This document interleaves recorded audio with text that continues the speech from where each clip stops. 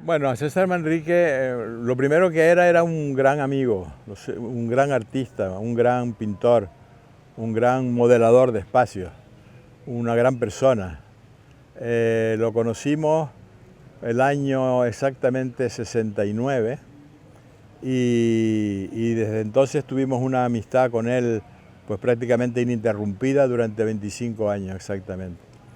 Colaboramos con él, tuvimos momentos muy interesantes diseñando todo esto en donde estamos y realmente todo lo que te puedo decir o todo lo que puedo decir de César es absolutamente positivo y era realmente un ser excepcional, sería el resumen de la pregunta, ¿no?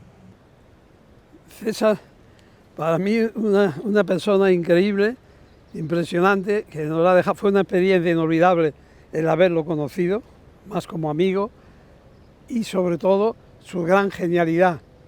Era un genio, yo lo considero como un genio del Renacimiento, era capaz de hacer todo, ya lo han dicho, desde arquitectura, decoración, jardinería, escultura, pintura, y sobre todo César, la característica principal para mí es que transmitía una enorme vitalidad y transmitía a toda la gente unas ganas y una ilusión de vivir. Él notaba, a todo el mundo lo transmitía, a todos los que estábamos en la obra, desde el último trabajador que estaba colocando un pavimento, hasta los ingenieros, los topógrafos, todos los que estábamos, César comunicaba, irradiaba esa alegría y la comunicaba a todos. Previamente, don Cándido García San Juan, que era el propietario del hotel el Tenerife Playa, nos había encargado este paseo que se ve por aquí, frente al hotel. Entonces estábamos trabajando en eso y cuando nos dijo que había un tal César Manrique en Lanzarote, que era un artista y que estaba haciendo cosas, que si nos importaba que él colaborase. Evidentemente le dijimos que no, vino César y estuvimos con él pues diseñando todos estos paseos y en ese momento el alcalde del Puerto de la Cruz, Felipe Machado, nos había encargado el proyecto de unas piscinas aquí junto a las piscinas San Telmo. Entonces fuimos nosotros quienes le propusimos al ayuntamiento, oye, ¿por qué César Manrique, que nos parece una persona muy válida y que tiene muy buenas ideas, no colabora? Pues le pareció muy bien y entonces lo metimos en el equipo. Y ese fue el contacto, el inicio de nuestra relación con César, ¿no? Y esto lo hemos contado muchas veces, tomando en una pizzería, tomando algo, una pizza, César, en este espacio donde está el lago hoy, que eran unos bajíos, unas bajas que estaban bueno, pues inutilizadas, por supuesto, dijo que por qué no se hacía ahí algo que él veía como una gran piscina, que podría ser por la noche una gran esmeralda, y empezó y dibujó un monito de cómo se me imaginaba él que podía hacer eso. Y nosotros tuvimos la intuición de coger y guardar esa servilleta y de acuerdo con el contratista que estaba haciendo las piscinas, que era Luis Díaz de Losada, dijimos, ¿por qué no vamos a hacer una cosa? Hacemos nosotros el proyecto sin que el ayuntamiento lo encargue ni nada. No. Éramos jóvenes, teníamos ganas de trabajar y el dinero no nos preocupaba mucho. No, las ideas de César siempre surgían. César era de una actividad impresionante, la creatividad de él, le llamamos las paridas de César, que él inmediatamente se le ocurría una cosa, aquí vamos a hacer tal cosa, y se le ocurría de la noche a la mañana, era capaz de crear una cosa. Aquí estamos cerca de aquí, están el primer móvil que se hizo fue Los Alisios, ahí traíamos unos callaos, se había formado una fuente con unos callaos, y estaba la fuente. Y César, me acuerdo que nos dijo un día, aquí voy a hacer yo, vamos a hacer un móvil encima de hierro que se mueva y vamos a pinchar las piedras para colocar eso. Y entonces tanto Luis de Losada, Juan Alfredo y yo nos pusimos, César, te vas a cargar las piedras, porque César nos había inculcado el saber ver la belleza en esos callados y en esas piedras. Y entonces César, no, estoy seguro, nosotros lo respetamos, como siempre lo que decía él, lo respetábamos, estoy seguro. Y efectivamente se hizo la perforación y se colocó el primer móvil, que fue Los Alisios, aquí en la piscina. Después hizo la jibia, tuvo también la idea de hacer la isla inicial con un palo, un mástil impresionante de barco para hacer como una especie de vara ahí alrededor de esa isla. Eso no es escultura, pero en cierto modo tiene un tratamiento escultural, eso es fundamental. Las obras, esta obra, en mi opinión, es una obra única, por una razón, porque, como decía José Luis, la importancia que se le daba a la obra era fundamentalmente hacer arte, fundamentalmente atraer al visitante, no su practicidad. Hay a lo mejor quien puede decir que es más práctico un piso liso y un espacio abierto, que está muy de moda, que esto lleno de árboles y lleno de detalles y lleno de piedras, porque cada rincón aquí estaba, cada piedra, cada jardinera estaba diseñada, estaba pensada para que fuera por sí mismo una pequeña obra de arte, ¿no? E integraba la naturaleza con el arte. Él siempre le llama arte-naturaleza.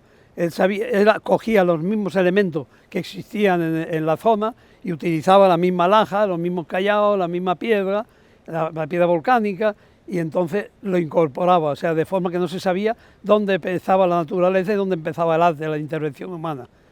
Después César también tenía un gran respeto por la arquitectura tradicional.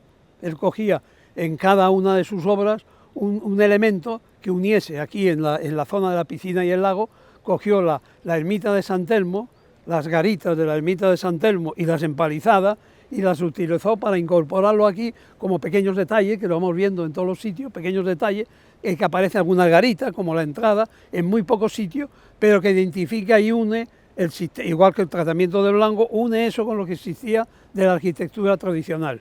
Eso hay que saberlo hacer, eso lo hacía César, porque lo hace otro y queda un pastiche, queda un Disney World, porque intentan imitar una casita o una cosa y queda malísimo. O sea, César tenía esa capacidad creativa para saber hacer las cosas con una gran inteligencia y un gran sentido de la estética.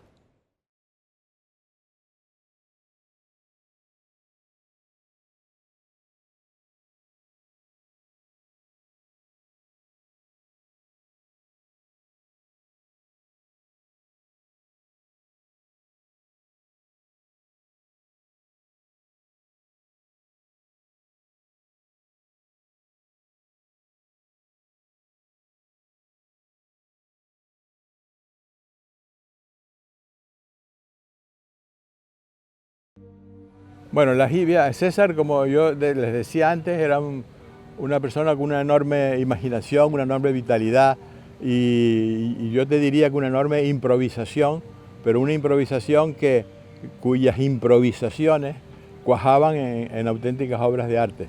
Pues se habían proyectado las piscinas para los niños y entonces nos decía, oye, vamos a hacer aquí un gran juguete donde los niños puedan jugar y se meten por un sitio y salen por otro, y fue remodelando poco a poco, fue construyendo sobre el terreno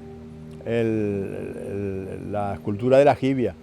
Y también digo muchas veces que imaginen la jibia, que hay muchísima gente en la isla que no la conoce, pero que imaginen la jibia en una plaza importante de cualquier ciudad. Sería un monumento o una escultura absolutamente conocida mundialmente, seguro, ¿no? Sí, sí, él sabía que era para disfrute del visitante. César lo veía eso clarísimo. Él siempre estaba pendiente y siempre lo hace para que le guste a la gente lo que está haciendo. Y diseñaba, tenía la minuciosidad de detalles, diseñaba cómo estaba la señalización prevista, cómo iban a ser los bares, cómo iban a ser los detalles de los baños. Todo eso lo pensaba él, estaba pensando siempre por adelantado. Él ya se imaginaba que la obra sí iba a estar terminada y cómo iban a ser los uniformes de lo que iban a estar aquí.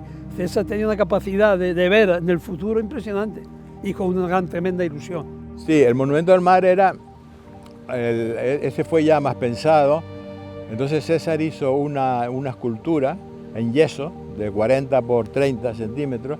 Conseguimos un ebanista de la laguna que nos la hiciera en madera para poder después construirla, porque claro, era de 40 por 30, pero había que hacerla de 40 metros por 30 metros, ¿no? Y no es nada fácil.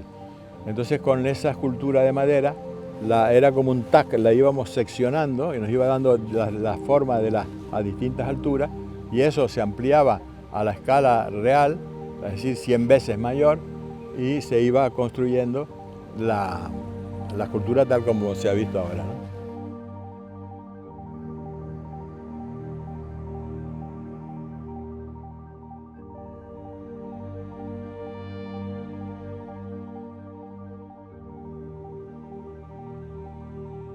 Bueno, eso fue un poco, eso fue como siempre César, igual que los eucaliptos, había unos árboles ahí que dijo César, mira, ¿sabe qué? Inmediatamente dice, coge estos árboles y los colocas al revés, me los plantas al revés y verás tú que queda una cosa, raíces en el cielo, que era una escultura impresionante.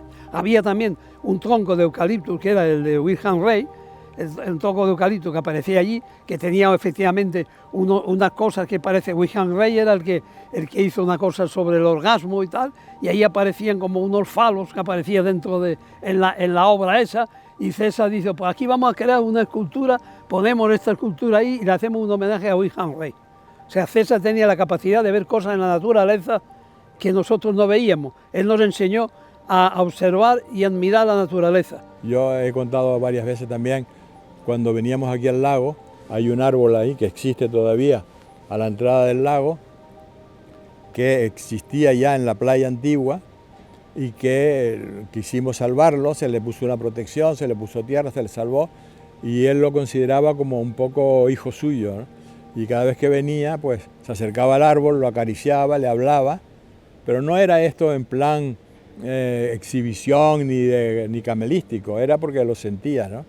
Y decía que a las plantas había que quererlas y que había que amarlas y que había que hablarlas. Él quería que la cosa, su sentido de diversión, de que se divirtiese el usuario que venía aquí, César incidía mucho que había que hacer cascadas y que se llenase de una forma espectacular, y entonces empezamos con la cascada primera de la piscina esa del barco, del mástil, esa es la primera cascada que se hizo, y después ya en el lago también había una cascada que viene en la otra piscina que hay aquí, que viene del mar, como si el mar avanzase y pasase por encima de las Callao y cayese en el agua, y después ya cuando se planteó el lago, la forma de llenado del lago, que era impresionante porque había que llenar muchos metros cúbicos, 25.000 metros cúbicos, que tiene la capacidad del lago, había que llenarlo en 4 horas, y entonces César dice, vamos a hacer un llenado que sea espectacular, que sea como un volcán de agua. Y entonces la isla de llenado es un gran volcán, esta que hicimos después ya se dio la solución técnica para que saliese como una masa de agua impresionante, que ya de por sí es un espectáculo, o sea que el llenado del lago ya constituía un espectáculo en sí.